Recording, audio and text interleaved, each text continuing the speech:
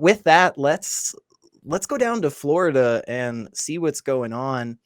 So apparently, there was a teenager in Florida who became pregnant. Now, I don't know if anybody's familiar with what's been going on lately, but there was a particularly bad ruling, in my opinion, that has restricted abortion access across the United States. And each state is deciding their own policies. Some of them are doing better than others. And surprisingly, Florida is not one of the better than states.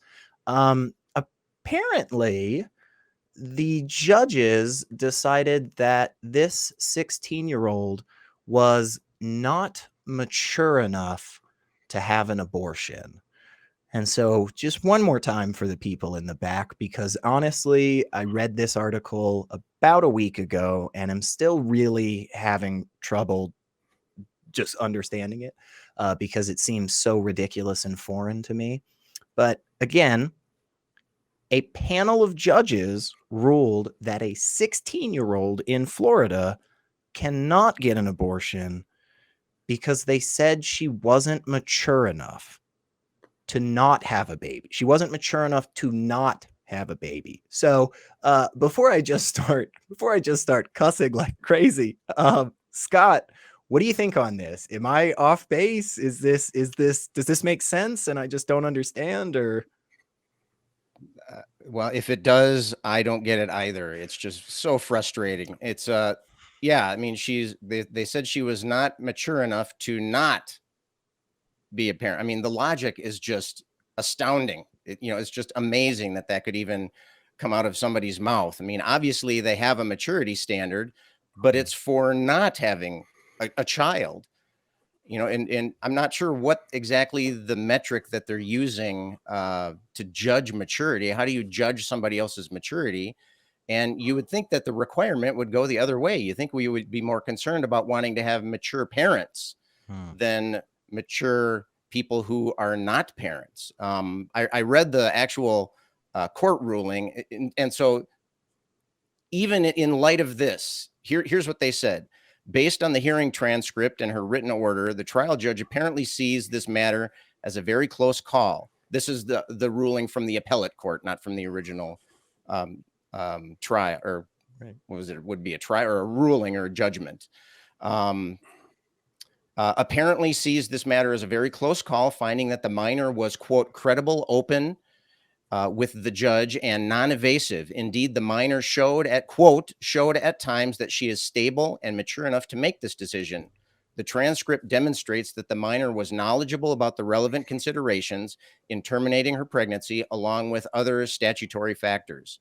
She had done Google searches and reviewed a pamphlet that she and her family member got from a medical clinic to gain an understanding about her medical options and their consequences. What more are they expecting than that? She did research. She made made a case, was not trying to be subversive at all, was very straightforward. And plus, she was there. I mean, she could have just run off and gotten an abortion, but she wanted to, step through the process. And I don't know. It's just, I don't get it. I don't get what how they're judging that kind of thing. She sounds pretty damn mature to me. Kelley, what do you think? Are Scott and I wrong? Yeah. I don't think I ever got this mad at a story that I've covered so far on nonprofits. I mean, I am really freaking mad. This is really messed up. And what really got me is she has a legal guardian. And her legal guardian has given permission for this abortion to happen. Legal guardians are appointed to make medical as well as other decisions for the minor in the absence of a parent. The legal guardian is legally her parent at this point and can make this decision for her. And the guardian has given this girl permission, and the courts are going against the law. This is freaking ridiculous. They're using this poor girl as a political pawn to make a statement, and I am really pissed off about it.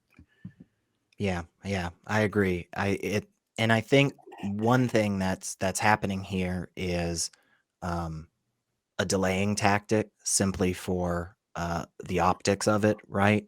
Because when she first had the initial court case, yeah, I think she was like 10 weeks pregnant, right? And that's well below that line of viability that was established in Roe. Whether or not it's been overturned, surprisingly, it still holds true in a lot of different senses, and there are a lot of states that are still the states that are allowing access to abortion are kind of falling in line with that ruling again that I think was very wrongly overturned by the Supreme Court. And so we all know that court cases take a long time, and it's a lot easier, I think, to make that ruling for the judges when she's only 10 weeks, 12 weeks along, right? Because, well, they just wait a little bit longer, and then, oh, she appeals again and she appeals again. Well, then next thing you know, she's almost at 40 weeks, right? And that's so upsetting. I mean, like you said, Kelley, she is a pawn in their political garbage and an attempt to further a Christian nationalist agenda. That's what all of these laws and rulings are, because there really just is. I think it was Sotomayor who even said when she was hearing this case for the Supreme Court, she said, "How is this argument anything but a religious argument?"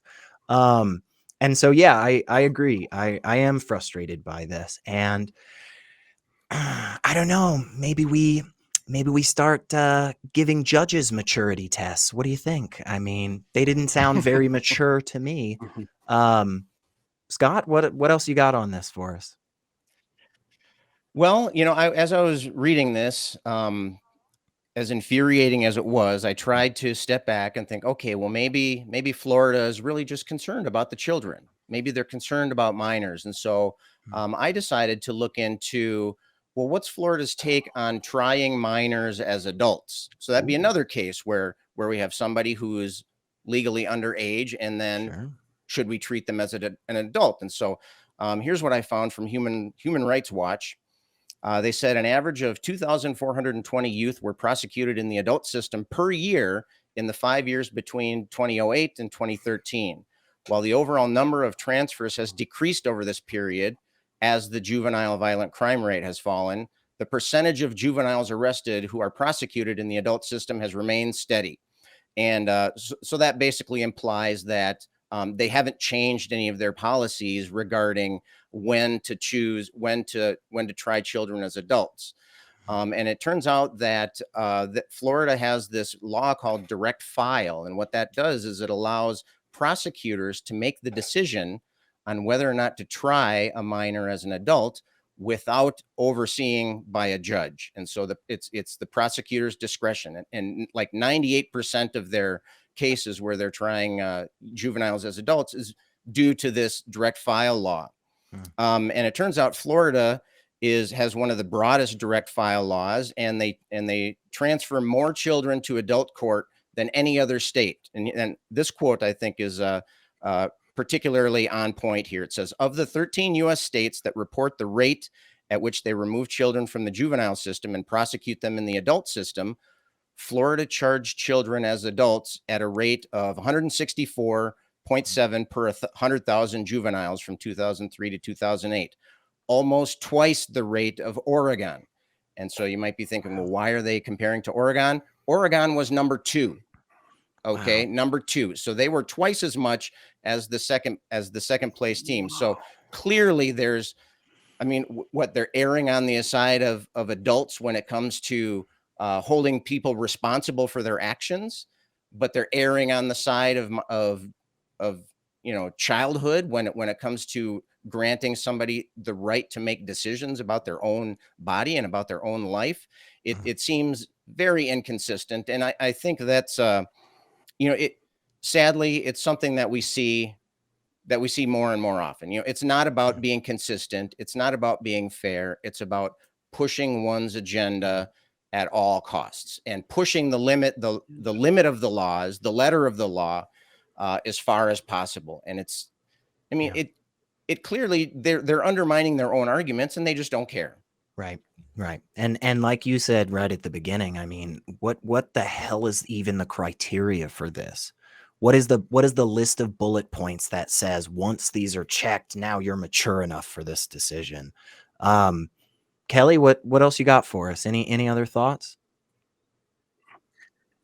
I got a couple. One of the things I want to do is I want to reiterate that national Christians, and I've been calling them national Christians instead of Christian nationalists, because they do put country before God, and we can shorten it easily to Nat-Cs. So these nationalist Christians who are responsible for pushing this agenda, I want to make everybody know they're not really Christians. They use Christian language. They use Christian symbolism to get Christians to vote for them to pass a nationalist fascist agenda. Most of the things they're passing are very unchristian-like, and the vast majority of the people pushing this ideology don't even go to church, according to a study done by YouGov in February 2021. The more likely you were to support nationalist Christian ideas, the more likely you were to not go to church, which I found very interesting. So that's one of the things I want to reiterate, that these nationalist Christians are not Christians. They're nationalists. They're hiding behind Christianity. And I just have one last thing I want to throw in there. Go ahead. Sorry. Go ahead. Go ahead, Kelley. No, go ahead. I was just please. Curious as to what would happen if she went ahead and got an abortion. Would they try her as an adult? Is she mature enough now all of a sudden? I'd be curious to see what happened with that. Yeah. That's a really good question. If I was her legal guardian, I'd be already talking to lawyers about ways to get legally back at the state for enforcing this. The way I feel about it, if they're going to force this girl to have the child, I would do everything in my power to make sure that child grew up a millionaire. Yeah, I think that's always one thing that's particularly frustrating, but not super surprising, is how many people that are pro-birth out there in this country that are then anti the baby. Like it's so weird to me. It's like the moment the child is born, then it's like, oh, now we don't give a crap about it or the parents or anything else. Like I haven't heard Florida talk about, increasing their amount of child support in any way whatsoever. So what's going to happen if now all of a sudden we're going to have courts deciding, whether or not a 16-year-old can get this medical procedure, which let's just all take a fucking moment to realize how absurd that is. Imagine going to a doctor and them telling you you have a life-threatening tumor in your abdomen and then having to go plead your case to a judge and a lawyer and get basic human rights and medical services. It's just infuriating and absolutely asinine. And the only tiniest of slivers of silver linings I can possibly see out of this is the hope that this disgusting nonsense that we are seeing across the country, because in my state of Tennessee, we have no exceptions. There are no exemptions for the life of the pregnant person. There are no exemptions whatsoever. And I hope that people recognize that. And I hope that people remember who was responsible for the deaths that will occur. Not the deaths that might occur, but the deaths that will occur from this. I hope we remember who is responsible and the toxic ideology that is responsible for this. Scott or Kelley, any other thoughts, you guys, before we take a little break? I just wanted to say, if we don't start cleaning up the sewage leaking into our society, we're going to wake up one day and find out we're living in a toilet, and we need to start doing that right now. Scott? Totally agree. I agree completely. It's something has to be done, and so I suppose we can start by making sure that we all vote, and keep that ball rolling. Yeah, definitely, folks. And again, I think we all we all said it pretty well. We think this is disgusting and horrific, and I think I can see again, not to be a prophet here, but I think I can see the three of us at least. We're not done talking about this. We're gonna keep shouting this stuff from the rooftops until we see some change. So